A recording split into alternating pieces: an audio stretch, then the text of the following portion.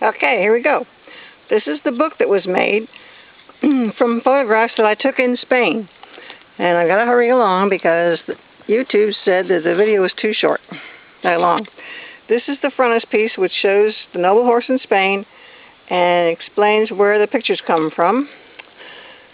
And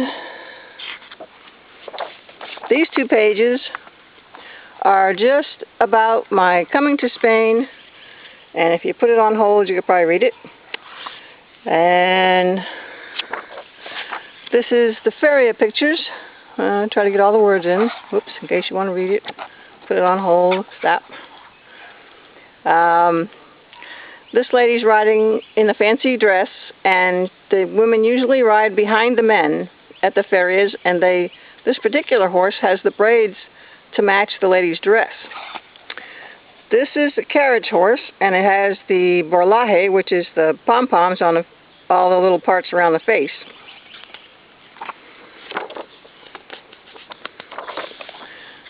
These are the directors, one of the Spanish riding school in Vienna at the time, and the one from the Spanish riding school in Jerez de la Frontera.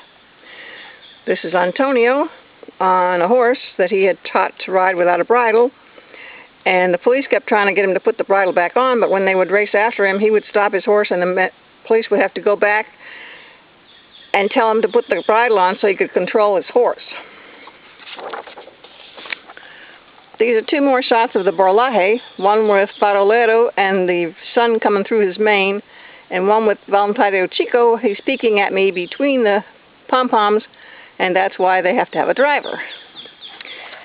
These are 2 more shots of the harnesses. This one, it shows the pretty yellow tassels and the yellow wheels and poles on the carriage. And this one was taken while they were in, some different horses were in training. And there's a shot of the whole page in case you want to read it. Hopefully it's not going to be too blurry. This is a shot of a big horse looking down at some tiny little horses at the fair, as if to say, "What are you doing down there?" And the expression on his face was just priceless. This is a wedding carriage, and driven by 5 horses. Well, pulled by 5 horses, driven by the men. And there is the bride. She's sitting on the other side of the man, unfortunately. This is Mari, a good friend of mine. She's riding Bajito's mare. He's the one that taught me about the Rocio, which is further on in the book. This is Antonio Lopez, and he's looking in his shadow on the ground to see if the horse is performing well. And if you look, his front leg is really, really high in the air, so he's doing a good job. This horse, the photograph at the show, all the shows had pictures and they had names on them, and this one was called Libertad because he's looking out as if he wants to go and see the other horses. And he's probably not going to be able to do that because he's a national champion of Spain. This is Garroso 29 in front of the pillars. And I did this with cars with lights flashing on each side outside on the road, men behind the pillars, and me sitting on a stepladder on the other side of the road in a field full of sunflower. Oh no, I killed it. Alright, this is the broodmares at sundown, and this one was called 42 after her brand on her side. This is Galan, and Galan was chestnut, and it's unusual to see a chestnut horse in the foals because they don't really breed for chestnut, although now they are allowed to be registered. At that time they could not be registered. This is a 3-year-old colt that came in to be trained. This is Lucero's eye, and I really like horses' eyes. They're so expressive. Okay. This is Voluntario, and his hair's flying around because he had jumped up into the air, and when he came down I happened to catch the picture and his eye. And this is a bay stallion being trained as a young horse. I think he was 3. And this is the last sigh, or the ultima suspiro, because this horse went back into the stall, and he was vaccinated for the peste equina, which was a horse plague, and he died from the vaccine reaction. This is a closer shot of Voluntario's face. And this is another young stallion that was at a different barn. I love the neck, and that is the halter that they use to show and train them. Let's see. This is Banderin. Banderin is a horse used for bullfighting on horseback, and he had a habit of jumping into the air several times before approaching the bull. This is a warm blood mare that I just liked because she had such pretty dapples. She was in Antonio's barn for a little bit just to be sold. This is Lucero again, and he's standing in front of his barn where they have a thatched roof, and that green stuff is actually things growing in the roof. This is Rejoneo, and his claim to fame was he would sip water out of his fountain with his lips like he was using a straw. He was a very kind horse and wonderful to deal with. He also passed away from the vaccine. This horse, I don't know the name of, but it belonged to Placido Gomez, and in this picture he's pretending to be a Morgan, but he is an Andalusian. This is Candela, my mare, and that's her closer. This is me training her to stand still for a show, and the show went really well. I walked her all the way there, about 3 miles, and after the show she was so tired she willingly climbed into somebody's trailer who offered us a ride back. So nice of them to offer us a ride. This is a dapple gray stallion owned by Louis Morales. This is Lolly, who had various owners while I knew him. Dark bay stallion, and someone offered to let me ride him at the fair, and I got on, and then they said, oh, by the way, he can be a handful sometimes, so be careful. But the only thing he got excited about was a carriage drawn by mares, and when I spoke to him, he just went right along and behaved. This is Belaine, and she's riding a big gelding. She was only 5 years old at the time. She's Antonio's daughter. This is Antonito Bautista Roldan, and one of the horses he was training at that farm. This is also Rejoneo doing a Spanish walk.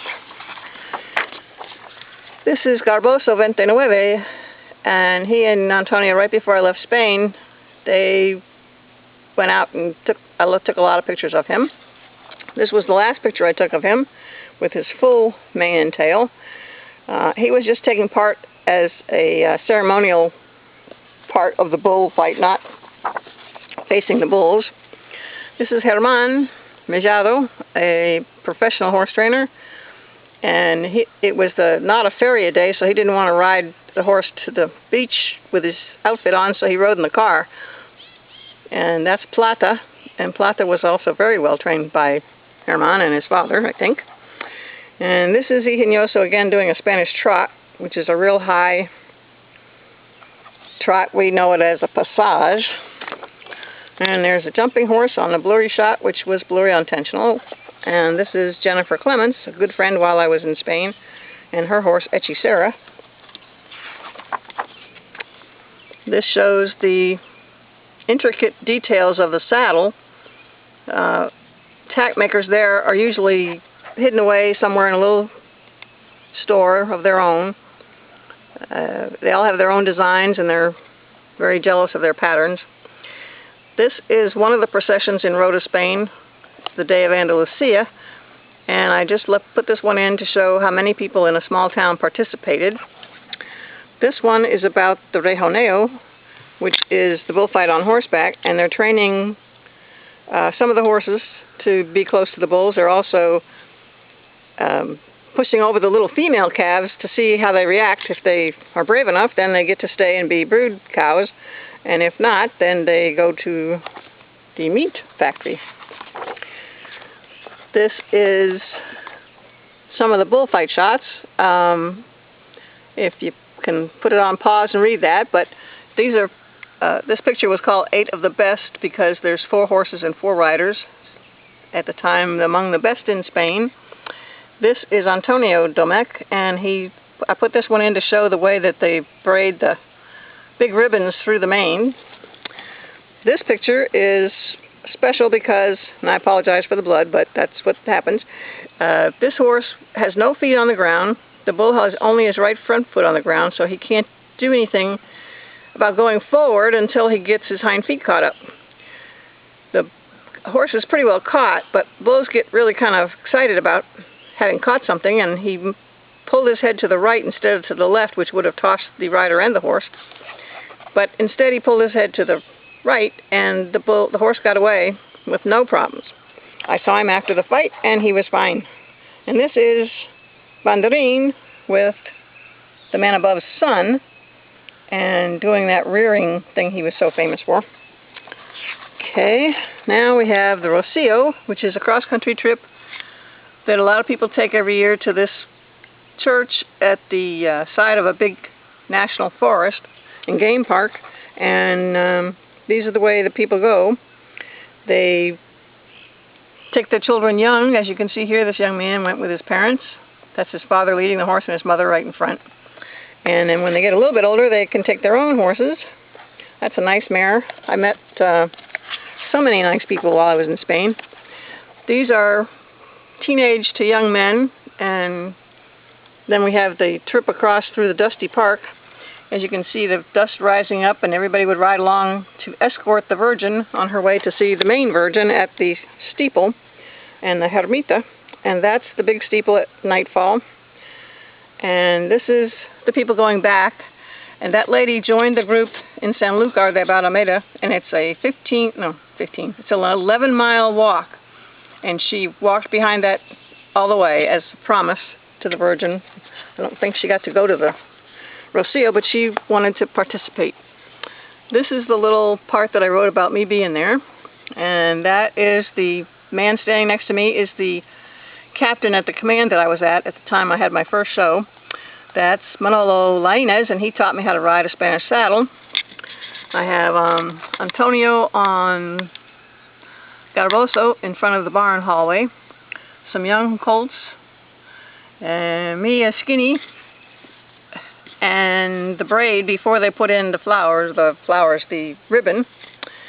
Then there's me on a horse that somebody loaned me at a fair, and they took a picture of me. And then there's Garboso 29 with me on his back doing a piaffe, and Antonito, who taught most of the horses in this book. And there's me on Bimbo's horse, and me on a horse called Barquillero, and we went to the Rocio together. And that's a chestnut horse, and that's me sitting on Garboso 29 doing the re-enlistment. And that's the end of that part. And then there's the back of the book, which is me on Lucero. I can't seem to get the light right to do this. There, that's a little better. And then there's a big poem that I wrote, which I don't think I can get it where you can read it. You could try. But as it says here, all the photos in this book are the property of Bonnie J. Bishop, and with the exception of those of me personally, and not to be used by anyone except with my permission. Thank you very much for watching. Have a good day.